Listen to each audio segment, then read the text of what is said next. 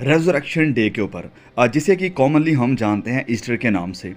तो ये स्लोगन इस दिन ये स्लोगन यानी ये नारे हमें आम देखने को मिलते हैं कि यीशु जी उठा, ही इज़ रिज़न। बहुत से लोगों ने स्टेटस लगाए होते हैं सुबह सुबह अपने व्हाट्सएप के ऊपर या और जो भी सोशल मीडिया प्लेटफॉर्म्स को वो यूज़ करते हैं कि he is reason, he is reason, वह जी उठा, यीशु जी उठा।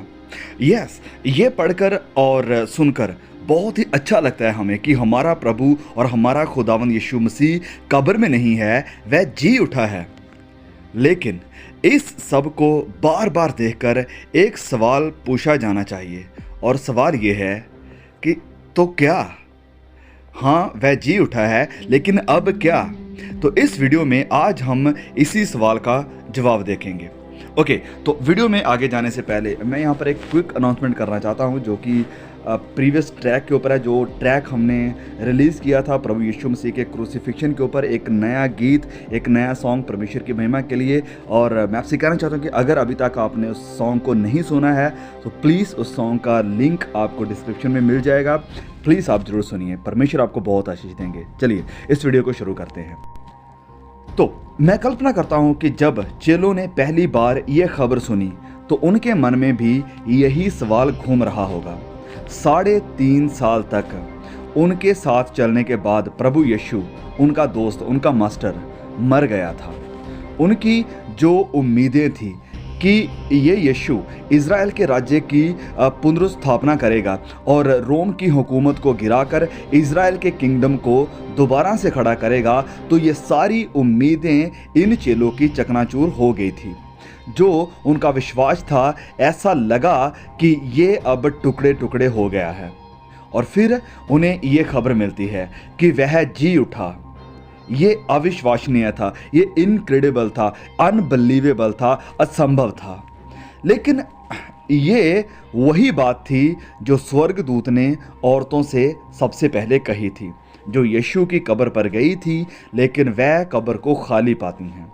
और फरिश्ता उनसे कहता है कि घबराओ मत, चकित मत हो, तुम यीशु नासरी को जो क्रूस पर चढ़ाया गया था ढूंढती हो। वह जी उठा है, ही इज़ रिज़न। यहाँ नहीं है, देखो यही वह स्थान है जहाँ उन्होंने उसे रखा था। मरकुस अध्याय 16 वचन 6 के मुताबिक। तो आने वाले वक्त में सभी चेले और 500 से ज़्यादा विश्वासी, जैसे कि हम पढ़ते हैं 1 कुरिन्थियों 15:6 में, जी उठे मसीह यीशु को देखने वाले थे। और कोई इस सच्चाई का इनकार नहीं कर सकता था। शक की कोई भी गुंजाइश या जगह नहीं थी। वह जीवित था, वह जी उठा था। तो अब क्या? शागिर्दों को इस सवाल का जवाब मिल गया, लेकिन इसमें समय लगा।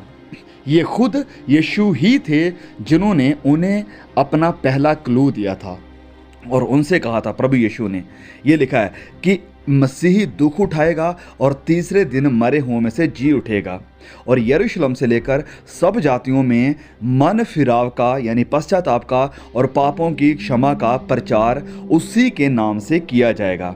तुम इन सब बातों के गवाह हो। लूका अध्याय 24 वचन 46 और 48 में। तो कोई कारण था कि यीशु ने पीड़ा सही, कोई कारण था कि वह सलीब के ऊपर कुर्बान हुए, कोई कारण था कि यीशु मुर्दों में से जिंदा हो गए, वह जी उठे। और कारण यह था कि पश्चाताप यानी मन फिराव और पापों की क्षमा का प्रचार उसके नाम से सब जातियों में किया जाए। पाप के साथ असल में प्रॉब्लम यह है कि ये पाप जो है ये भ्रष्ट करता है, ये नाश करता है। ये पाप विनाश का और मौत का कारण बनता है, और ये हमारे लिए और दूसरों के लिए दर्द और तकलीफ़ों का भी कारण बनता है। परमेश्वर कभी भी पाप को सहन नहीं कर सकते हैं और ना ही वह करेंगे। पाप के विनाशकारी स्वभाव के कारण परमेश्वर ने पाप के लिए एक सज़ा रखी है। सभी पाप, सारे पाप, सब तरह के पापों के लिए परमेश्वर ने सज़ा रखी है। वो पाप चाहे छोटा है या बड़ा है, लेकिन पाप की जो मजदूरी है, जो इसकी कमाई है, वो मौत है। लेकिन परमेश्वर ने इस पाप से आज़ाद होने का भी एक रास्ता निकाला है हम सब के लिए, ताकि हम पाप में अपनी ज़िंदगी बिताकर पाप में ही ख़त्म ना हो जाएं। परमेश्वर हमें इस पाप से, गुनाह से और पाप की सज़ा से बाहर निकालना चाहते हैं। मसीह यीशु की मृत्यु की शक्ति ये है कि ये उन सभी लोगों के लिए इस ज़रूरत को पूरा करती है जो अपने पापों से पश्चाताप करने और उस बलिदान को स्वीकार करने के इच्छुक हैं, चाहने वाले हैं। लेकिन ये सब अभी भी हमारे सवाल का जवाब नहीं दे रहा है। मसीह हमारे पापों का दंड चुकाने के लिए मरा, लेकिन अब क्या? Where do we go from here? हमें क्या करने की ज़रूरत है? प्रेरित पौलुस के द्वारा लिखे हुए ख़त में वह रोमियो की कलीसिया को लिखते हैं और उसमें हमारे इस सवाल का जवाब भी हमें मिल जाता है कि अब क्या? तो हम क्या कहें? हम पढ़ते हैं वचन रोमियो अध्याय 6 वचन 1 से लेकर 6 तक में। तो हम क्या कहें? क्या हम पाप करते रहें कि अनुग्रह बहुत हो? पौलुस कहता है कि कदापि नहीं। हम जब पाप के लिए मर गए तो फिर आगे को उसमें कैसे जीवन बिताएं? क्या तुम नहीं जानते कि हम सब जितनों ने मसीह यीशु का बपतिस्मा लिया है तो उसकी मृत्यु का बपतिस्मा लिया है? इसलिए उस मृत्यु का बपतिस्मा पाने से हम उसके साथ गाड़े गए, ताकि जैसे मसीही पिता की महिमा के द्वारा मरे हुओं में से जिलाया गया, जैसे मसीह पिता की महिमा के द्वारा मरे हुओं में से जलाया गया, वैसे ही हम भी नए जीवन के अनुसार चलें। क्योंकि यदि हम उसकी मृत्यु की समानता में उसके साथ जुट गए हैं तो निश्चय उसके जी उठने की समानता में भी जुट जाएंगे। उसके जी उठने की समानता में भी जुट जाएंगे। आगे लिखा है, क्योंकि हम जानते हैं कि हमारा पुराना मनुष्यत्व उसके साथ क्रूस पर चढ़ाया गया, ताकि पाप का शरीर नाश हो जाए, ताकि हम आगे को पाप के दास्तव में ना रहें। हाँ, मसीह जी उठा, यस, प्रभु यीशु जी उठा, लेकिन ये सिर्फ आधी कहानी ही है। ये सिर्फ आधी ही कहानी है। दूसरा आधा हिस्सा ये है कि हमें भी उसके साथ जी उठना है। हमें भी जी उठना है। ये रहा हमारे सवाल का जवाब संक्षेप में, बिल्कुल नटशेल में। संत पौलुस ने हमारे सवाल का जवाब दिया उन वचनों में जो हमने पढ़े हैं। मसीह हमारे पापों के लिए मरा, इसलिए नहीं कि हम उन पापों में बने रहें, बल्कि इसलिए कि हम उन पापों से आज़ाद हो सकें, मुक्त हो सकें और पापों को, गुनाह को पैदा करने वाला लाइफस्टाइल जो है, इसे हम पीछे छोड़ दें। पौलुस समझाते हैं कि हमारा पुराना इंसान जो परमेश्वर से बैर करता है और पवित्र जिंदगी से दूर भागता है, उसे क्रूस पर चढ़ाया जाना चाहिए। और एक बार जब हम ये प्रतिज्ञा, ये कमिटमेंट कर लेते हैं, तब जैसे मसीही पिता की महिमा के द्वारा मरे हुओं में से जिलाया गया, वैसे ही हम भी एक नए जीवन में चलें। हाँ, मसीह जी उठा है, मौत को उसने मात दे दी है, लेकिन जैसे मैंने पहले भी कहा है कि ये सिर्फ आधी कहानी है। दूसरा आधा हिस्सा ये है कि हमें भी उसके साथ जी उठना है। प्रभु यीशु के शागिर्द होते हुए हमें जीवन के नएपन में चलना चाहिए, जैसे कि लिखा है रोमियो अध्याय 8 और उसके वचन 13 में, क्योंकि यदि तुम शरीर के अनुसार दिन काटोगे तो मरोगे, यदि आत्मा से देह की क्रियाओं को मारोगे तो जीवित रहोगे। तो इससे पहले हमने पढ़ा था, संत पौलुस जो लिखते हुए कहते थे कि यदि हम उसकी मृत्यु की समानता में उसके साथ जुट गए तो निश्चय उसके जी उठने की समानता में भी जुट जाएंगे। पवित्र बाइबल एक भविष्य में, फ्यूचर में आने वाले पुनरुत्थान की, एक रेजरेक्शन की भविष्यवाणी करती है, जहां परमेश्वर के बुलाए गए, उसके चुने हुए और विश्वास योग्य यानी फेथफुल, वफादार लोगों को नया जीवन दिया जाएगा और मसीही की फैमिली में उनका स्वागत किया जाएगा। एक ऐसा पुनरुत्थान, एक ऐसा रेजरेक्शन जो मसीह यीशु के कब्र पर जीत पाने के द्वारा संभव यानी पॉसिबल हुआ है। इस पूरे मैसेज में हम एक ही सवाल पर बार बार आ रहे हैं और वो सवाल है कि अब क्या? तो जवाब यही है कि परमेश्वर की योजना, परमेश्वर का प्लान यीशु मसीह के पुनरुत्थान, रेजरेक्शन पर समाप्त नहीं होता है। परमेश्वर का प्लान इसके ऑपोजिट, उस पुनरुत्थान ने उसकी शेष योजना और उसके साथ साथ हमारे शेष जीवन के लिए मंच को तैयार किया है। यीशु मसीह की मृत्यु और उसका रिजरेक्शन, पुनरुत्थान, वह जगह है जहां से हम शुरू करते हैं। यहीं पर हम अपनी कमियों और अपनी असफलताओं और अपने पापों को स्वीकार करते हैं, और यहीं पर हम अपने प्रभु और उद्धारकर्ता यीशु के नक्शे कदम पर चलने के लिए एक लाइफ लॉन्ग जर्नी को, सफ़र को शुरू करते हैं।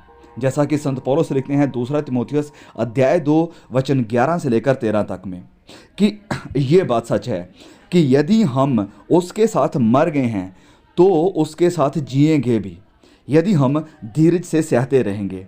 लिखा है कि यदि हम उसके साथ मर गए हैं तो उसके साथ जिएंगे भी, यदि हम धीरज से सहते रहेंगे तो उसके साथ राज्य भी करेंगे।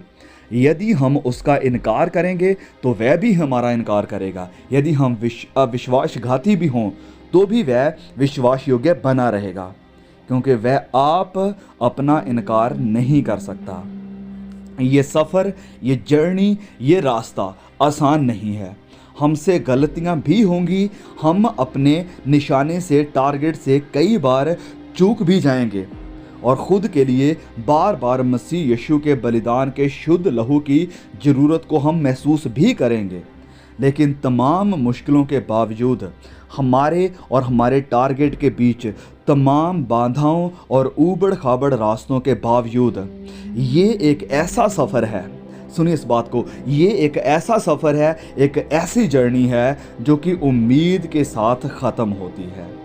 इब्रानियों का लेखक हमें उत्साहित करते हुए, हमें इनकरेज करते हुए ये कहता है, इब्रानियों अध्याय 12 और उसके वचन 1 से लेकर 2 तक में, इस कारण जबकि गवाहों का ऐसा बड़ा बादल हमको घेरे हुए है, तो आओ हर एक रोकने वाली वस्तु और उलझाने वाले पाप को दूर करके वह दौड़ जिसमें हमें दौड़ना है, धीरज से दौड़ें और विश्वास के कर्ता और सिद्ध करने वाले यीशु की ओर ताकते रहें, जिसने उस आनंद के लिए जो उसके आगे धरा था, लज्जा की कुछ भी चिंता नहीं की, क्रूस का दुख सहा और सिंहासन पर परमेश्वर के दाहिने जा बैठा है। यीशु मर गया लेकिन वह जी उठा। इससे भी बढ़कर वह अब परमेश्वर के सिंहासन के दाहिने हाथ पर बैठा है, एक महायाजक के रूप में, जो कि सब बातों में हमारी नाई परखा तो गया तो भी निष्पाप रहा, उसने कोई पाप नहीं किया। इसलिए आइए हम अनुग्रह के सिंहासन पर साहसपूर्वक आएं कि हम पर दया की जाए और आवश्यकता के समय सहायता करने के लिए अनुग्रह को पाएं। हमारे पास एक ऐसा महायाजक है, एक ऐसा चैंपियन है जो ना केवल हमारे सफ़र की कठिनाई को गहराई से समझता है, बल्कि जो जिया और मर गया ताकि हम सफल हो सकें। वही महायाजक यीशु मसीह परमेश्वर का पुत्र अब बहुत भाइयों में पहलौठा है। रोमियो अध्याय 8 वचन 39 में ये लिखा है, तो जी उठने वालों में से पहलौठे यानी पहले के रूप में वह मौजूद है, जो उन सभी के लिए उम्मीद, प्रोत्साहन और ताकत का एक प्रकाश स्तंभ है, यानी एक बीकन है जो परमेश्वर के परिवार में प्रवेश करना चाहते हैं। तो ये स्लोगन, ये स्टेटस, ये नारे बिल्कुल ठीक हैं कि वह यानी हमारा प्रभु यीशु जी उठा, वह जिंदा हो गया और इस सच्चाई को छुपाया या दबाया नहीं जा सकता है। लेकिन इसके साथ साथ हमें ये कभी भी भूलना नहीं चाहिए और ना ही ये मैसेज लोगों को बताने में चूकना चाहिए। हाँ, वह जी उठा, लेकिन एक दिन तुम भी, हम भी उसके साथ जी उठेंगे। Yes, we celebrate this resurrection day and the question is, are we ready for our resurrection? प्रभु तो जी उठा, लेकिन क्या हम उसके साथ उठाए जाने वाली कलीसिया में शामिल होंगे? इस सवाल का जवाब आपको अपने लिए देना है, मुझे अपने लिए देना है। खुदा इस मैसेज के द्वारा आपको बहुत आशीष दे, संभाल के रखे। जल्द मिलते हैं एक और नए वीडियो के साथ, तब तक के लिए परमेश्वर का अनुग्रह हम सब पर बना रहे। आमीन।